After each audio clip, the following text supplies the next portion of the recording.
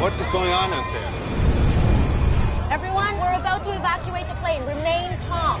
I certainly knew that with both engines on fire, it was not going to go well. 157 passengers rush to escape a burning 737. Let's go! It goes up like a bomb.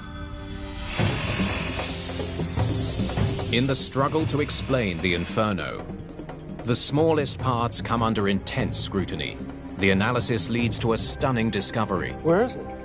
It was a true breakthrough in the investigation.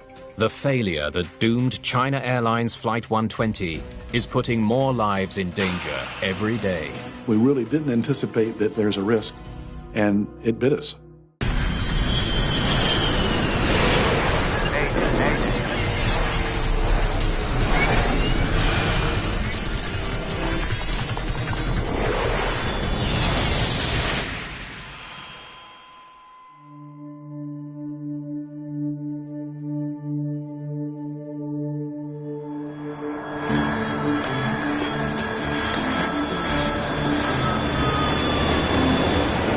China Airlines Flight 120 is on final approach for landing. Ladies and gentlemen, we're about to begin our descent into Okinawa Naha Airport. Please give the flight attendants your full cooperation as they prepare the cabin for a landing.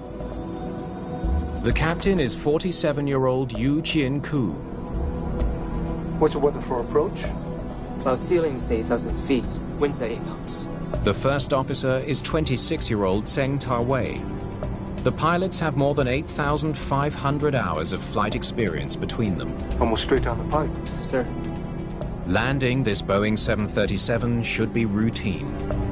The 737 is probably the most popular airframe in the world. It's flown by most pilots as they start out in their careers. It's a short-range domestic airplane. Flight 120 is a 1-hour journey from Taiwan to the southern Japanese island of Okinawa. This morning, there are 157 passengers and 8 crew on board. Put your tray up and fasten your seatbelt. Jim Caruso is a medical examiner for the U.S. Navy, stationed in Okinawa. He and his family are on the last leg of a long trip home from vacation. The family was returning from Brisbane, Australia.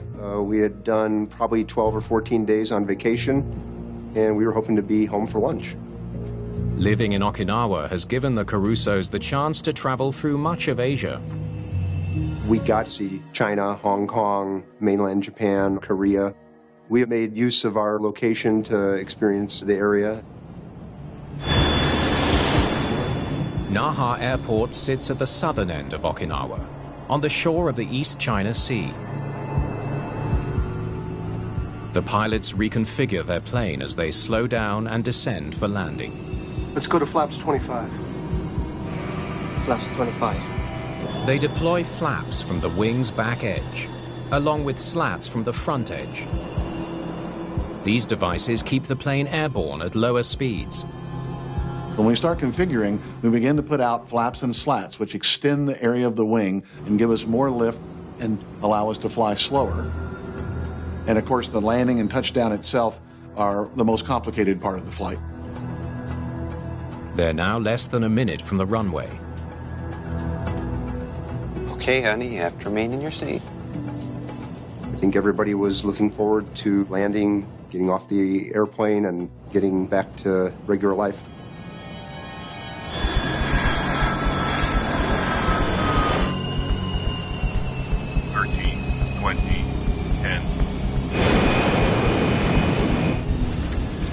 It's a textbook landing.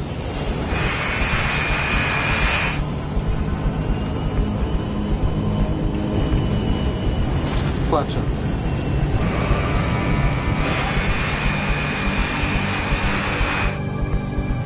Once you're landed, you figure you're home free. The taxi is usually routine. After landing checklist. Speed brakes. All that's left for the China Airlines pilots is to park the plane. Engine start levers. Engine start levers cut off. With the engines off, they can finally relax. The pilot is relieved. He's no longer at risk. A catastrophic event after you're parked is almost non-existent. Seatbelts. Seatbelts off. The biggest challenge ahead of you from there is making sure you can get through customs. No one ever expects anything to go wrong, especially once the engines are turned off. But one passenger has noticed that something's not right. My wife was next to a woman who made some sort of exclamation towards the engine on the right side. 무슨 일이야?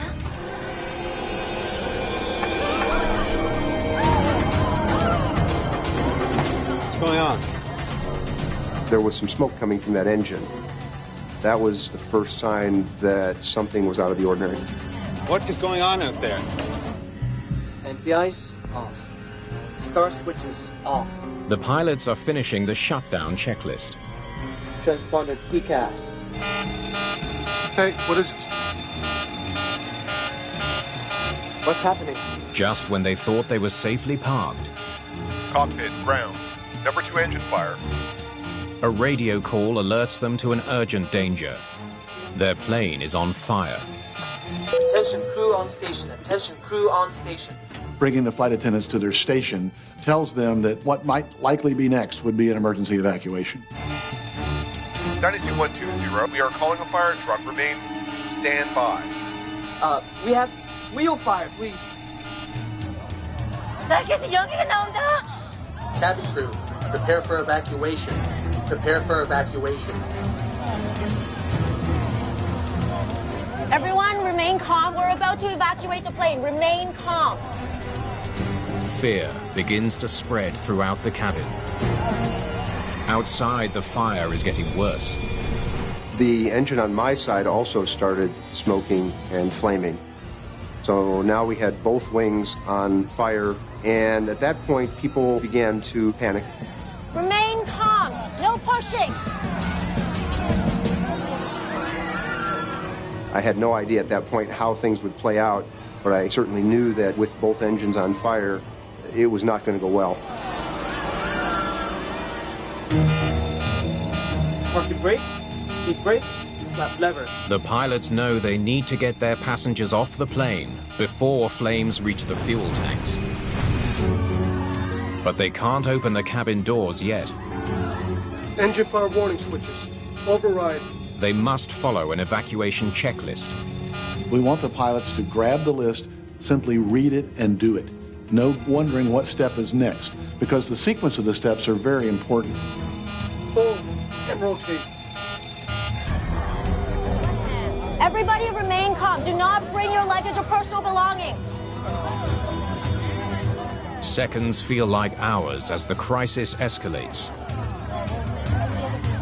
Finally, the pilots are ready to open the doors. Evacuation required now. Required. No pushing, no pushing. Please keep moving forward. But it will take time for all 157 passengers to make it to the exit.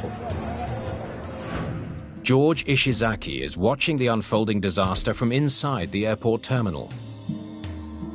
I just happened to have my camcorder with me.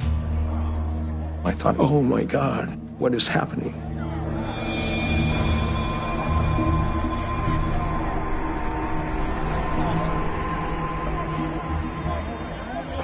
Keep moving forward. With the fire growing more intense, time is running out. Let's go, let's go! We were quite a ways back from any exit, since the overwing exits were useless. So my focus was really to get the kids moving forward and off the aircraft. 내 목발! 제발 내 목발 좀 전해주세요. 내 목발! Go ahead, all right? Jim Caruso stays behind to help other passengers get off the burning plane. I don't actually remember hesitating. It may have been a little difficult to make that decision since the kids were already moving forward. Okay, no pushing. Keep moving forward.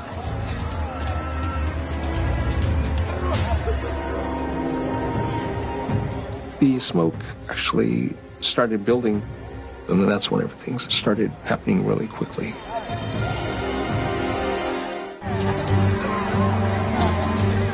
Jim Caruso is separated from his family.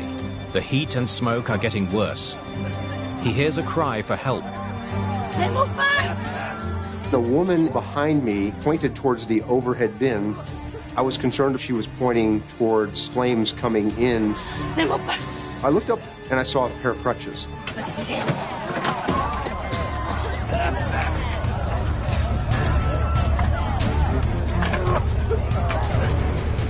Everybody was just sliding down the slides, and once they got on the ground, they would just scramble. Once the smoke and fire started building, the cabin became rather warm. I do recall some of the windows actually cracking from the heat. Finally, they make it to the exit.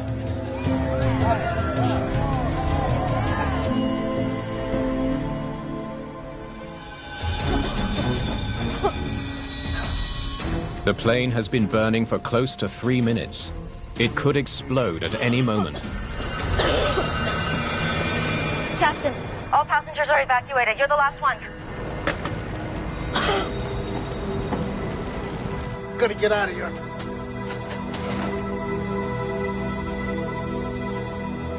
Typically, the captain will stay until everybody's off, and he will verify that the airplane is empty. The pilots have put their passengers' safety first. But now it may be too late for them. You're gonna have to climb up to the window. You first. Sir.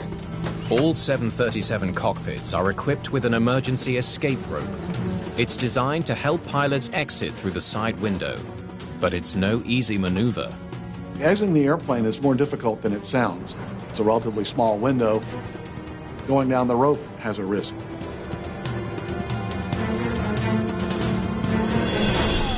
Then,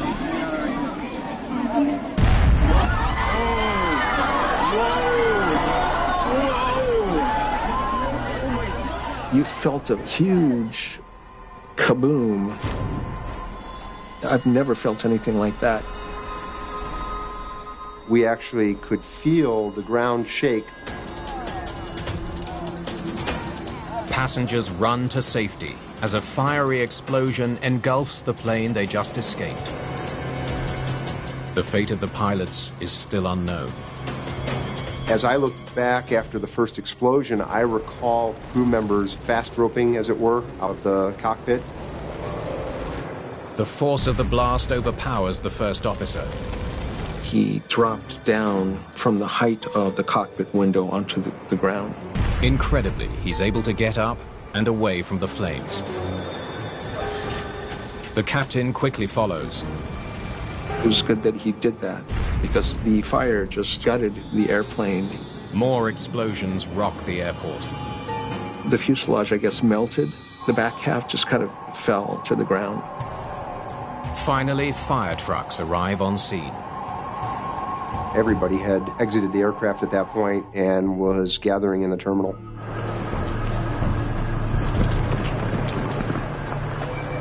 It was a huge relief to have the kids and my wife and I together. We certainly were looking back at the aircraft again in amazement. Fire on an airplane can quickly become lethal. Incredibly, on Flight 120, all 165 people on board have escaped unharmed. I've never heard of any evacuation where somebody wasn't hurt. To get this many people off in such a dire circumstance in a very short period of time with no injuries is miraculous. If there's a next time, passengers may not be so lucky. Pressure to figure out what happened falls on an international team of air crash investigators. Okay, let's get to work. They need to explain how an airliner that had landed safely and turned off its engines suddenly burst into flames. We have no clue. We do not know what happened. We try to find out from the wreckage remains still on the apron. Normally, fires occur in flight, perhaps during taxi sometimes, but rarely in a parking spot after the engines are shut down. The challenge for investigators is most of the evidence will be destroyed by the fire. Across the globe, there are more than 5,000 Boeing 737s in service. There's a 737 taking off and landing every 3 or 4 seconds in the world. If the plane has a design flaw that somehow leads to uncontainable fire, countless passengers could be at risk. We're aware that the 737 is probably the most popular airliner out there. So there's a reason once an accident occurs to try to figure out what happened pretty darn quickly.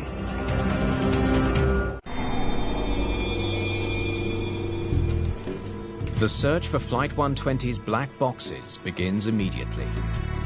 One of our main goals initially is to try to find the cockpit voice recorder and the flight data recorder. These are important because a lot of times they tell us what happened. But investigators know that after such an intense fire, there's a chance the black box data will be lost. They need other leads. Good investigators don't rely totally on flight data recorders, for instance, or cockpit voice recorders because they can be destroyed. So we rely on witnesses to tell us their impression of what happened. Well, we taxied off the runway, down the apron to our assigned parking spot. Once we parked, we shut off the engines, and sometime after that, we heard the aircraft was on fire. We needed to know what type of fire it was, what the ignition source would be, what the fuel source would be.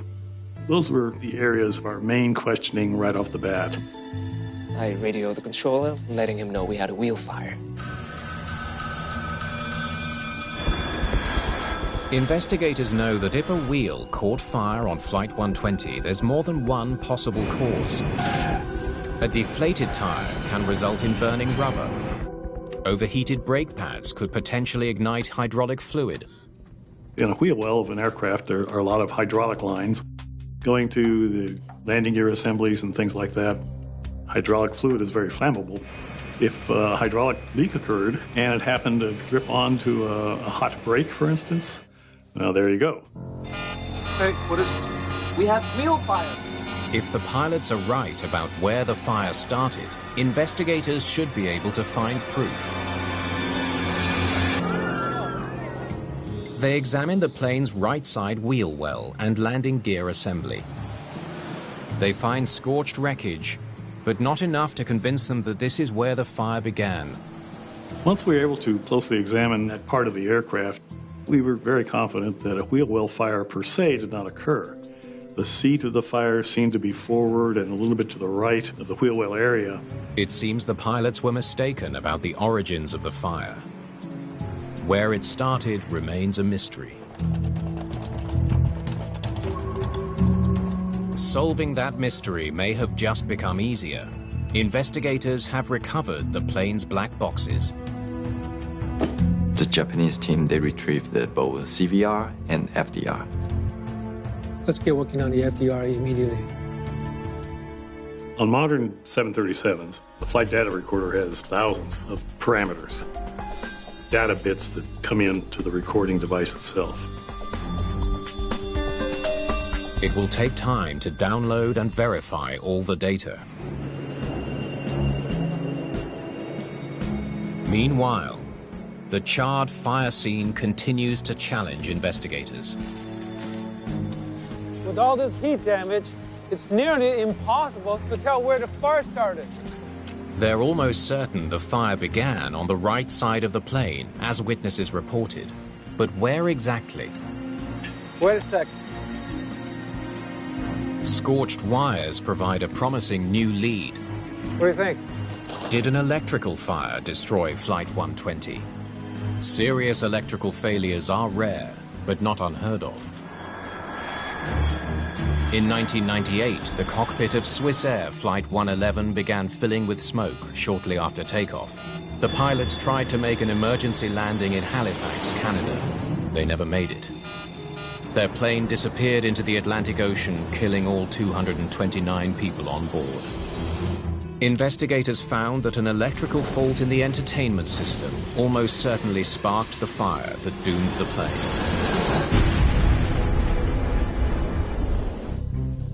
Okay, let's see what we got.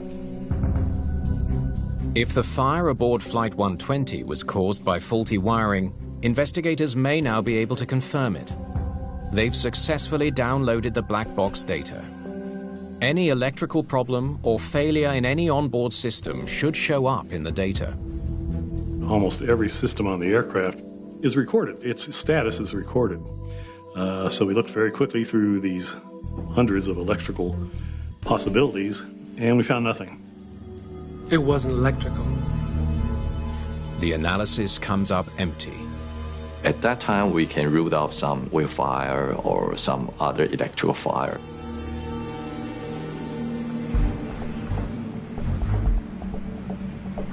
Investigators turn their attention to the aircraft's right engine. In flight, the CFM56 power plant generates internal temperatures of more than 2,000 degrees Fahrenheit, hotter than molten lava. Could an engine fire have sparked the inferno? We, of course, looked at the engines very carefully, the right engine especially, because there was a lot of fire damage around it. It was fairly easy to look inside the engine and examine the core, so to speak, where all the damage in an engine failure usually occurs, and we found nothing wrong.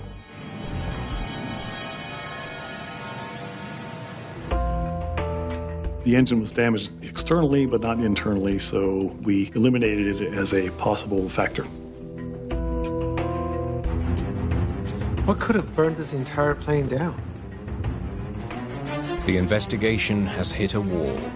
The cause of the catastrophic fire remains unknown, while every day thousands of 737s continue to fly. There's growing pressure on investigators to find the answer. We knew we had a little bit of detective work ahead of us, and we pressed on.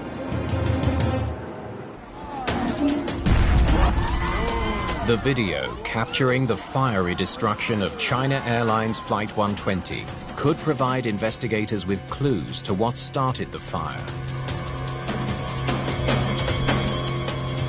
Whoa.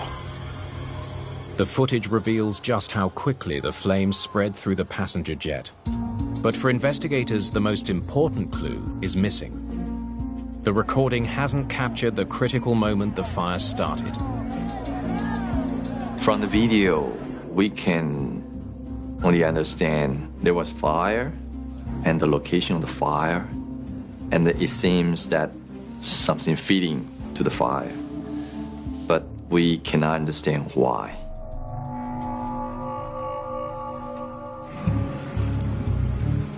Investigators widen the search for leads. What did you see? The effort pays off when an airport ground worker provides a critical detail. Ramp worker on the right side of the aircraft said very distinctly that he saw a liquid running down the leading edge of the right wing before the fire broke out. Thanks.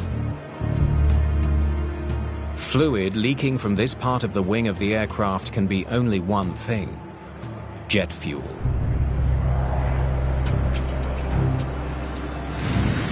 The 737 holds 4,390 gallons of fuel, much of it in tanks located inside the plane's two massive wings. When we figured out that an actual fuel leak had occurred, it was a breakthrough, a true breakthrough in the investigation. We now needed to know why it originated. We know the fuel was leaking, but from where? Fuel line? Finding solid evidence amongst the burnt remains of the plane's fuel system won't be easy. The Boeing 737-800 has high-pressure pumps inside the wing. They deliver 200 gallons of fuel per hour to the engine. All that fuel flows through flexible pipes. Could one of those fuel pipes be the culprit? Fuel lines are probably, in a sense, the most vulnerable part of a fuel system. They take bends, and sometimes they're exposed where they could get knocked or punctured by something. So we tried to trace the entire fuel system of the aircraft.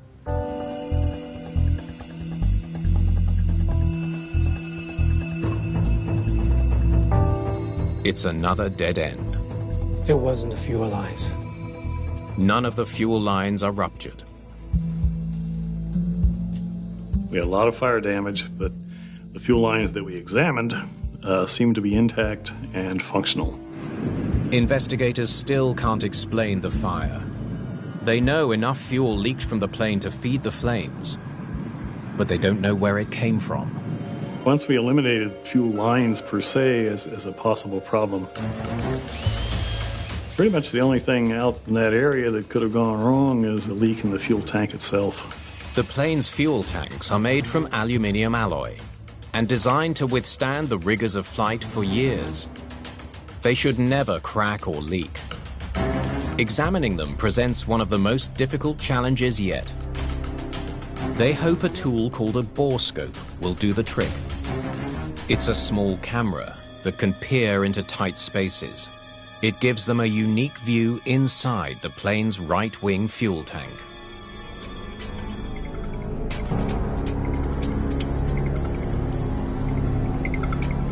What it reveals changes the entire course of this investigation. Whoa, would you look at that? All of a sudden, clear as a bell, we saw this bolt sticking out of the fuel tank itself. Where the bolt came from is a complete mystery. But it has ruptured the tank right where the ground worker spotted leaking fuel. It's hard to describe how significant this was. I mean, this was the core of the investigation. Now we knew what happened. The rest of the investigation was trying to figure out why this occurred. A punctured fuel tank was the cause of one of the most infamous air crashes in history.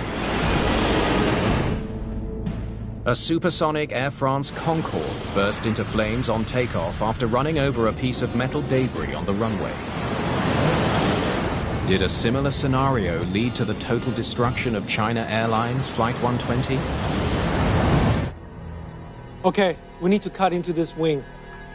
Investigators need to get a closer look at the mysterious bolt that made a hole in the fuel tank. The investigator in charge said, yep, now's the time to start cutting into that thing.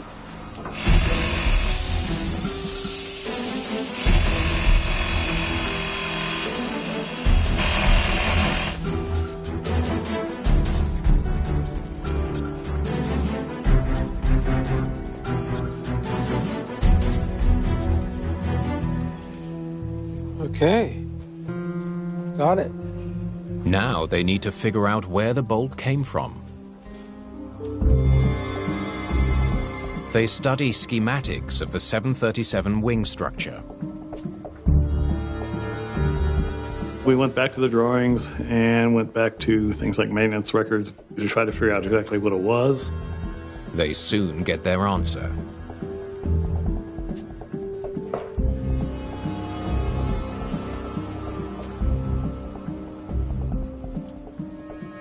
A downstop assembly. The downstop assembly is part of the slat mechanism on the wing's leading edge. Let's go to flaps 25. Flaps 25. Pilots extend flaps and slats during every takeoff and landing. The downstop is fixed to the end of a track that slides back and forth. The device prevents the slats from moving too far forward. The downstop is there, quite frankly, to stop it when it reaches its maximum deployment length. If it didn't exist, then there would be no way to retain the slat on the aircraft. Investigators have identified the piece that penetrated the fuel tank. They know it's not from another plane, like the runway debris that caused the Concorde disaster. But they have other important questions that need answers. We had the assembly. We knew it punctured the tank. Our next step was trying to figure out how this could possibly have occurred.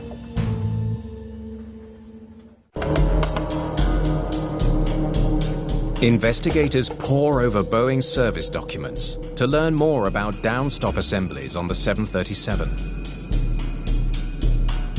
They make a surprising discovery. This has happened before, and it's happened more than once.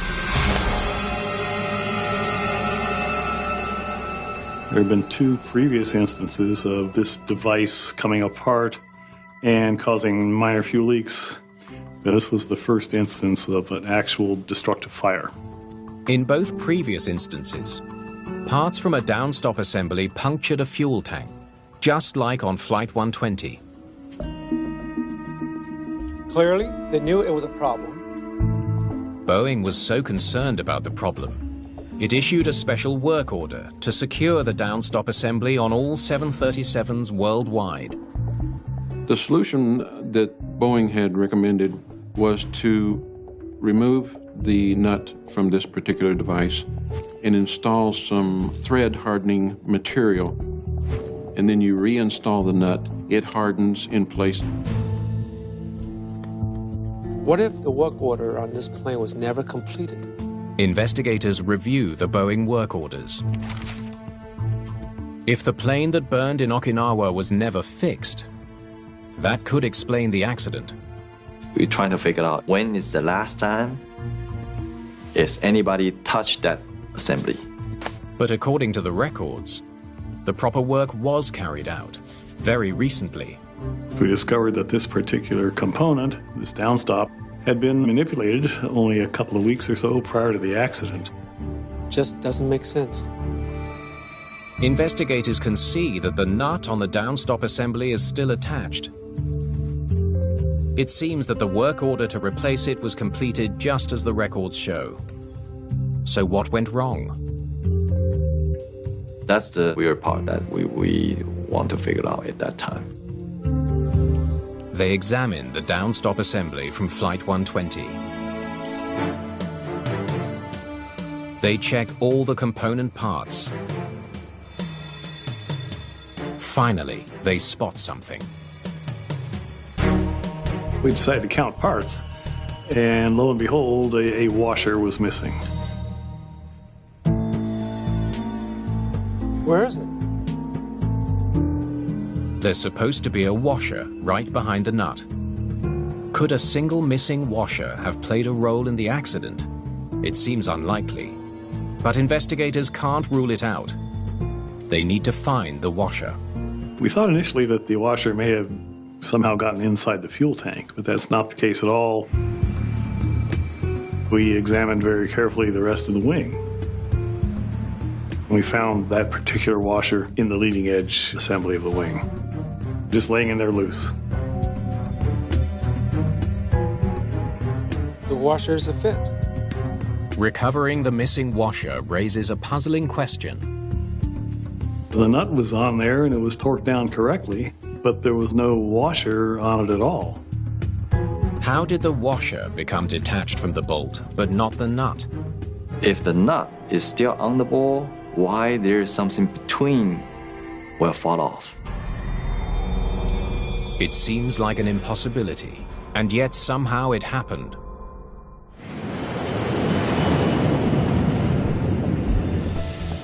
The Flight 120 fire investigation heads to Taiwan and the headquarters of China Airlines. Investigators hope to shed some light on the mystery of the detached washer. I appreciate you making the time. We went to China Airlines to ask them to demonstrate how they do the maintenance work. Do you think you can show me how you completed this repair on the downstop assembly? Sometimes maintenance records don't tell you the true story. They can tell you that according to somebody, a maintenance procedure had been done correctly. But to get a better story, you have to actually watch the procedure being done. A mechanic demonstrates how he performed the downstop repair. You won't be able to see much of what I'm doing. Performing maintenance on this particular downstop is a little tricky. The mechanic is going to be in a very restricted visual area. So he's going to have to work with his hands. He's going to have to feel the apparatus. After applying glue, you put the bolt into place. You can imagine that you're under the wing and you cannot see it.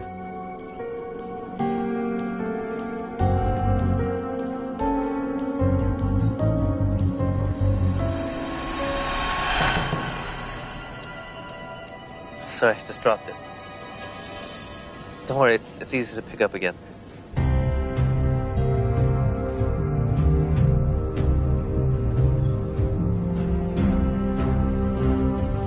It's an eye-opening demonstration. And that's how it's done. Thank you. You have been very helpful.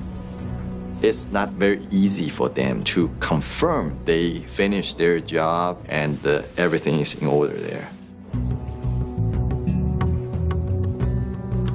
Records show that the work order repair was the only time mechanics ever serviced the downstop in the history of the accident airplane. There's only one possible explanation for how the washer found in Okinawa came loose. It fell off during the maintenance procedure in Taiwan. It could have just slipped off the gentleman's fingers when he was trying to install it. It could have stuck to the nut and then fallen off just before he touched them together. A lot of things could have happened. The bottom line is the washer was not there.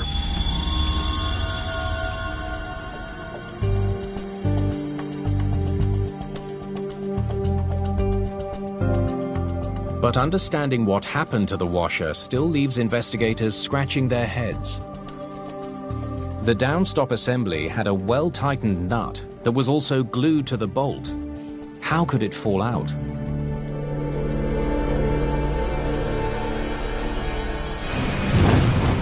And how did this piece start a raging fuel fire that destroyed a $70 million airplane? All right, now let's test it without a washer. Investigators experiment with the suspicious part from Flight 120 to see how it performs without the washer. The design of this assembly requires each component to play a specific role. So any piece that is not reinstalled is critical. They make a stunning discovery.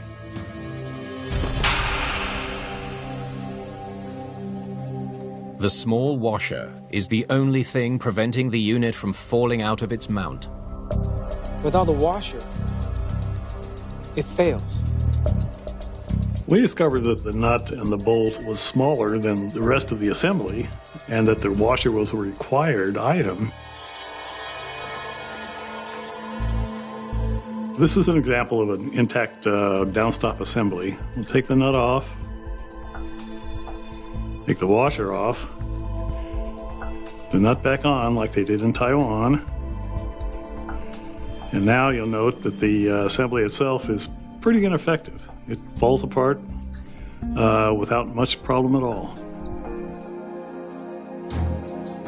Finally, it's clear why the downstop assembly was able to fall out of the slat track.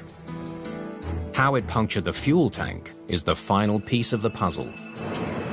But investigators believe the design of the slat mechanism itself may hold the answer. When the engineers are designing these aircraft, they take into consideration maximum space utilization. And for the design of a leading edge slat, they came up with something called a can. The slat can is the area inside the wing that houses the moving track. The can is a void that extends into the fuel tank and allows for the device that operates the slat to move in and out. The space inside the slat can is tight, just big enough for the sliding track. A foreign metal object taking up any space inside the can would be an accident waiting to happen. It would render the entire assembly not only non-functional but dangerous.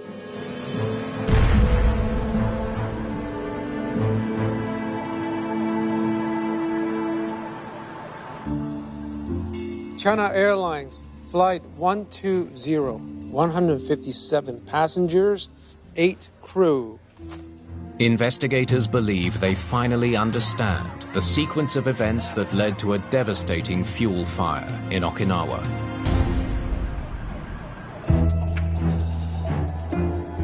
It all begins weeks before the accident with a botched repair to a critical component. A single missing washer, turns a downstop into a hidden danger. A bolt that can work its way loose over time. Washers really aren't supposed to hold things together, but this washer did because of its design.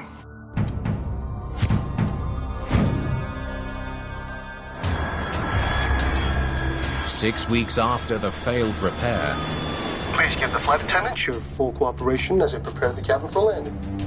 a routine descent into Okinawa requires the pilots to deploy the flaps and slats as usual. Inside one of the track cans on the right wing, the loosened downstop is just barely holding on. Touchdown is enough of a jolt to finally knock the downstop out of its track. Flaps on. The unsuspecting crew soon retracts the flaps and slats. The plane's powerful hydraulics move the slat track back into the can. But now the downstop bolt is in the way. The track pushes it to the back of the can and then straight through, puncturing the right wing fuel tank. A hole in the fuel tank caused the leak. The plane would have been carrying thousands of liters of fuel. As the plane taxis, the engine exhaust is powerful enough to disperse the leaking fuel. It can't come into contact with the hot tailpipe or brakes. After landing checklist. But once the pilots park and shut down the engines, the situation instantly becomes much more dangerous. Engine start levers. Engine start levers cut off. The leaking fuel starts dripping directly onto the scorching hot tailpipe. What is going on out there? The leaking jet fuel ignites on contact. The speed of the development of the fire is incredible. Obviously, fuel burns very well, and it goes up like a bomb. Everybody remain calm. The cabin crew's professional conduct gets 157 passengers off the plane in just 1 minute and 42 seconds.